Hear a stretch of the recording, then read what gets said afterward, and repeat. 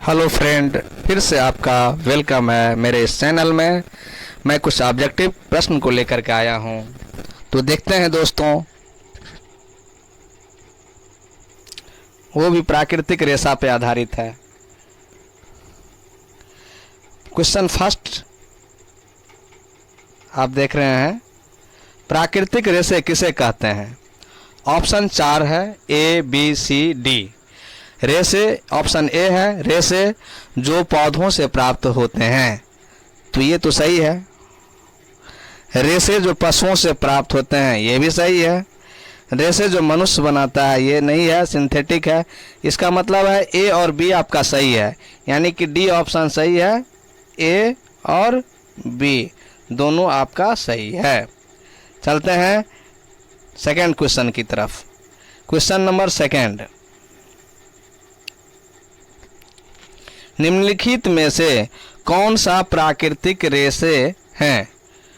प्राकृतिक रेशे हैं यानी कि प्रकृति दत्त हैं। कपास, ये तो सही है। रेशम प्राकृतिक रेशे हैं, ये भी सही है। ऊन, ये भी सही है। यानी कि तीनों आपका उपरोक्त सभी आंसर करेक्ट है, यानी कि प्राकृतिक रेशे तीनों हैं आपस में। नेक्स्ट प्रश्न चलते हैं। क्वेश्चन नंबर 3, संश्लेषित रेशे किसे कहते हैं।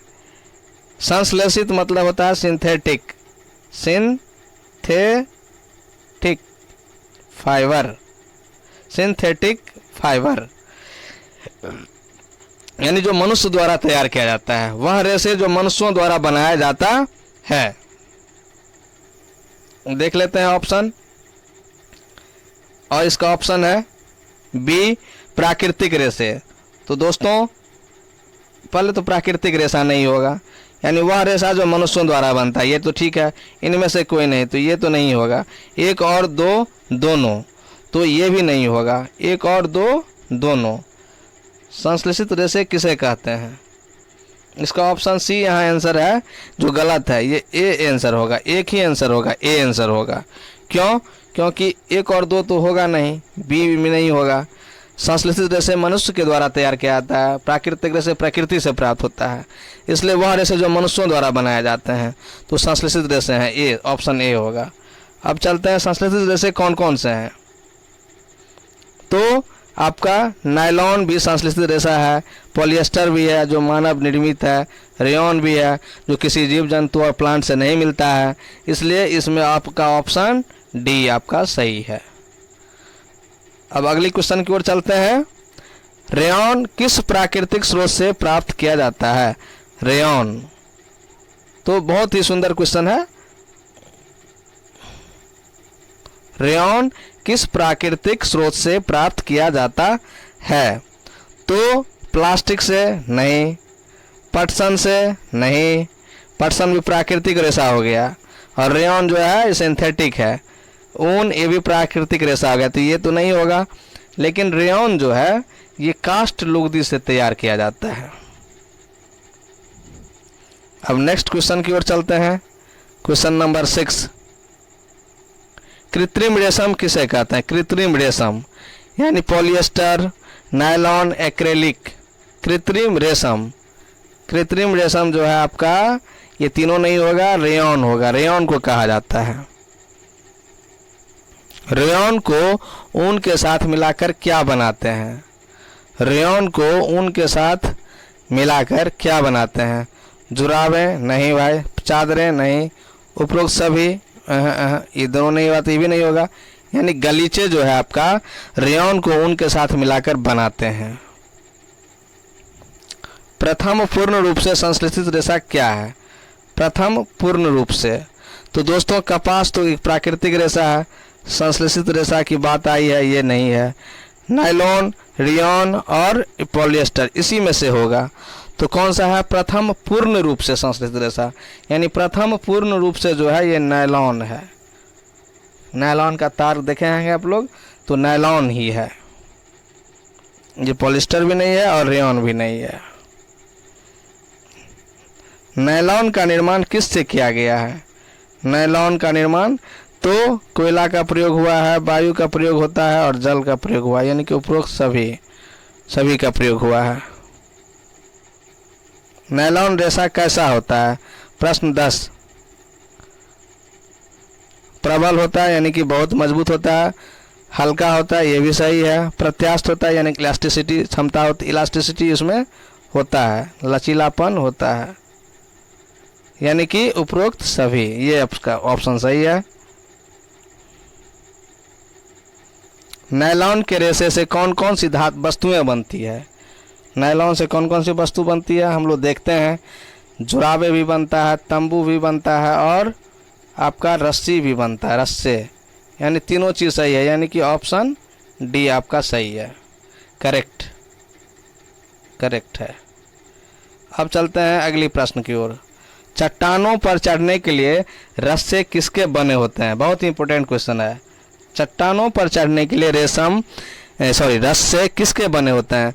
तो रेशम के मजबूत नहीं हो सकते हैं, जितने मजबूत होते हैं वो कमज़ोर होते हैं, इसके तो संभव नहीं है। उतने मोटे कपास के भी संभव नहीं है, ऊन के तो संभव हो ही नहीं सकते। यानी नायलॉन जो है बहुत ही स्ट्रांग होता है, बहुत ही मजबूत होता है, प्रबल होता है, इसके रस्से तैयार किए जाते हैं। किसका तार इस्पात के तार से अधिक प्रबल होता है? इस्पात स्टील होता है और स्टील के तार से भी बहुत प्रबल होता है, तो वो नायलॉन का तार होता है, जिसको पहाड़ों पर चढ़ने के लिए पर्वतारोही भी प्रयोग में लाते हैं। रेयॉन नहीं होगा, जूट नहीं होगा और पॉलिएस्टर भी। नेक्स्ट क्वेश्चन है आपका, पॉलिएस्टर की कौन कौन सी विशेषताएं हैं? तो देखते हैं, ऑप्शन है आसानी से सिलवटें नहीं पड़ती है, तो ये बात करेक्ट है कि आसानी से सिलवट इस पर नहीं पड़ती है, जबकि सूती वस्त्र में आसानी से सिलवट पड़ जाती है, आसानी से धुल जाता है, ये भी आपका सही है, सपाट रहता है, ये भी आपका सही है, यानी कि मिला जुला कर ये चौथा ऑप्शन आपका उपयुक्त सभी बिल्कुल सही है। नेक्स्ट क्वेश्चन, नेक्स्ट प्रश्न, टेरिलिन क्या है? टेरिलिन तो पॉलीकॉट ये तो है नहीं, पॉलीवुल ये भी नहीं है, हम लोग नहीं पढ़े हैं। टेरिकॉट और पॉलिएस्टर ये दोनों पढ़े हैं, जिसमें से पॉलिएस्टर है आपका टेरिलिन। नेक्स्ट चलते हैं, पेट क्या है? एक्रिलिक रेशा, पॉलिएस्टर रेशा, बी ऑप्शन, सी रेयान रेशा और डी नायलॉन रेशा। तो ये इसका करेक्ट आंसर होता है आपका बी, पॉलिएस्टर रेशा है पेट। अब आगे चलते हैं, बोतल, बर्तन, तार बनाने कौन सा रेशा प्रयोग किया जाता है? यानी बोतल, बर्तन और तार इत्यादि बनाने के लिए कौन से रेशा का प्रयोग किया जाता है? यानी कि पीईटी पेट का प्रयोग किया जाता है। रेयॉन का प्रयोग, एक्रिलिक का प्रयोग, टेरिलिन का प्रयोग नहीं किया जाता है। दोस्तों नेक्स्ट क्वेश्चन चलेंगे, एक्रिलिक रेशे से क्या क्या बनाया जाता है? तो आपका स्वेटर भी बनाया जाता है, कंबल भी और शॉल भी, यानी कि उपरोक्त सभी। एक्रिलिक की क्या क्या विशेषताएं हैं? ये टिकाऊ होता है, जी हाँ टिकाऊ होता है, विविध रंगों में उपलब्ध होता है, विविध रंगों में भी उपलब्ध होता है, सस्ता भी होता है, जी हाँ, यानी कि उपरोक्त सभी आपका ऑप्शन सही है। अब नेक्स्ट क्वेश्चन चलते हैं 20 नंबर,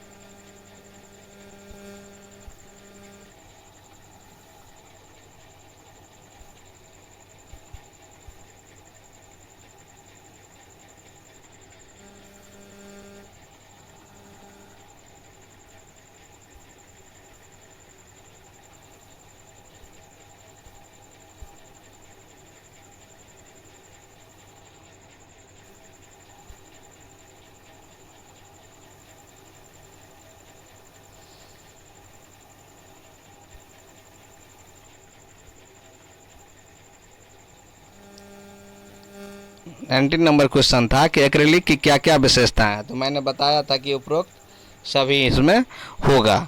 अब क्वेश्चन नंबर 20 है आपका, कौन से रेशे गर्म करने पर पिघल जाते हैं?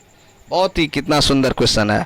कौन से रेशे गर्म करने पर पिघल जाते हैं? तो आप देखते होंगे कि रेयॉन के भी कपड़े पिघल जाते हैं गर्म करने पर, इसलिए खाना बनाने समय में इन चीज़ों का कपड़ा पहन कर नहीं जाया जाता है। एक्रिलिक के भी कपड़े नहीं पहन कर बैठाया जाता है, और पॉलिएस्टर के भी कपड़े पहन कर नहीं बैठाया जाता है, पॉलिएस्टर के, क्योंकि ये गर्म कपड़े हैं। थोड़ा सा भी गर्म होगा तो पिघलना लगेगा, और जब आग लग जाएगा तो उस आदमी का मरना निश्चित हो जाता है, क्योंकि पूरे बदन को चिपका लेता है। सूती कपड़े में जल्दी आग नहीं लगता है, इसलिए जब भी खाना हमारी माँ बहन बनाती है तो सूती कपड़े पहन करके ही बनाया जाना चाहिए।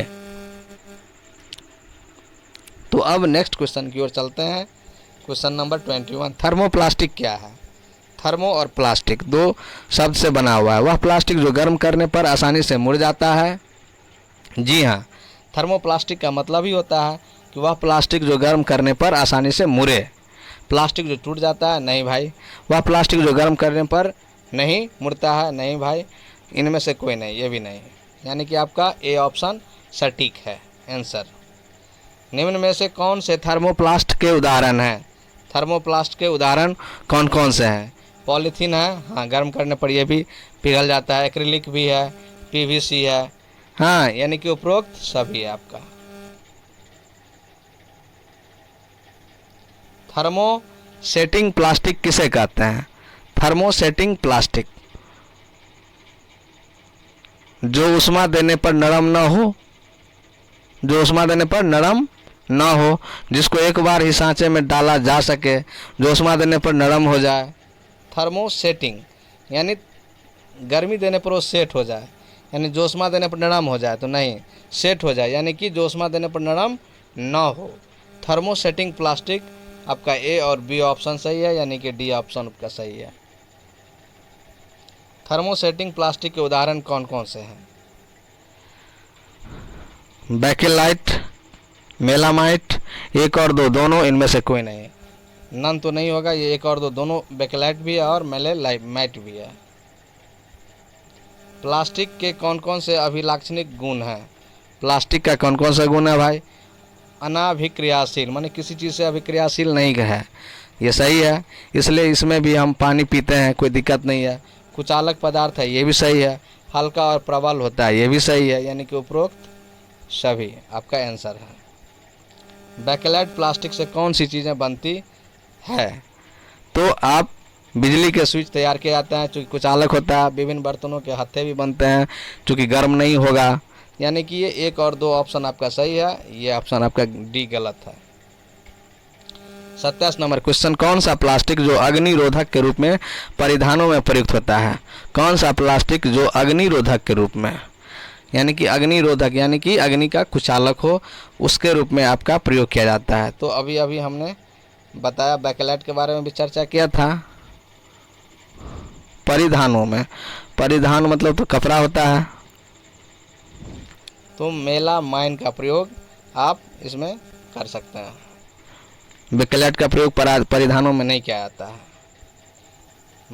मेलामाइन प्लास्टिक से क्या बनाया जाता है? मेलामाइन प्लास्टिक से अभी फर्श की टाइलें, कपड़े, रसोई के बर्तन, यानी कि उपरोक्त सभी आंसर आपका होगा। जैव निम्नीकरण क्या होते हैं? जैव निम्नीकरण जो जीवाणु क्रिया द्वारा अपघटित होता है।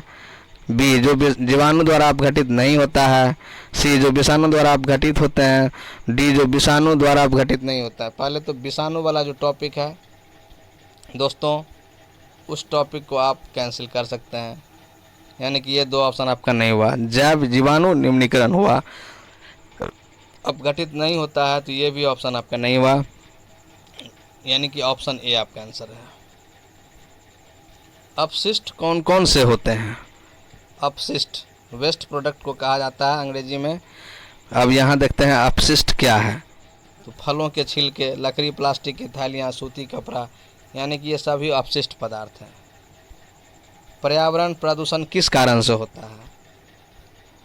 धुआं से होता है भाई, निश्चित रूप से होता है। विषैले पदार्थों से होता है, प्लास्टिक से होता है, यानी कि ये तीनों चीज़ों से होता है, यानी कि उपरोक्त सभी आपका आंसर होगा। हमें किन थैलों का प्रयोग करना चाहिए, हमें किन थैलों का प्रयोग करना चाहिए, कपास के थैलों का, जूट के थैलों का, प्लास्टिक के थैलों का, या एक और दो, यानी कि जूट और कपास दोनों के थैलों का। अभी हाल में आप लोग जानते हैं या नहीं पता नहीं, लेकिन जब मैं हिमाचल प्रदेश गया था तो प्लास्टिक पर पूरी तरह से बैन लगा हुआ था, क्योंकि प्लास्टिक, यही प्लास्टिक का थैला से जब हम सब्ज़ी खरीदते हैं और सब्ज़ी खरीद कर जब लाते हैं और प्लास्टिक को फेंक देते हैं, तो जीव जंतु उसे भोजन में, मतलब वो घास के दौरान खा लेते हैं और वो प्लास्टिक उसके आंत में चला जाता है, जिसका वो आंत को भी जाम कर सकता है। और अगर बहुत सारा प्लास्टिक चला गया, बहुत सारा प्लास्टिक अगर चला गया पशु के आंत में, तो वो जहर हो जाएगा और खाना उसका डाइजेशन नहीं होगा, वो मर सकता है। यानी कि ये हमारे जानवरों के लिए, हमारे गाय भैंस के लिए बहुत ही खतरनाक है।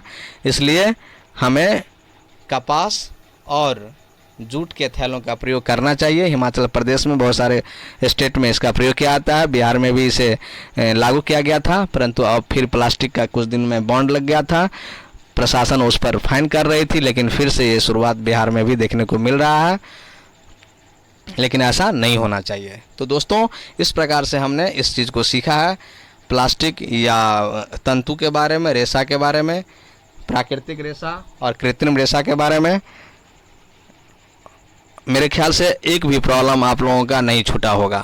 Thank you. इसी उम्मीद के साथ, यदि वीडियो आपको पसंद आए तो ज़रूर इस वीडियो को आप लाइक, कमेंट एंड शेयर करें दोस्तों। तब तक के लिए रब्बा खैर। Thank you.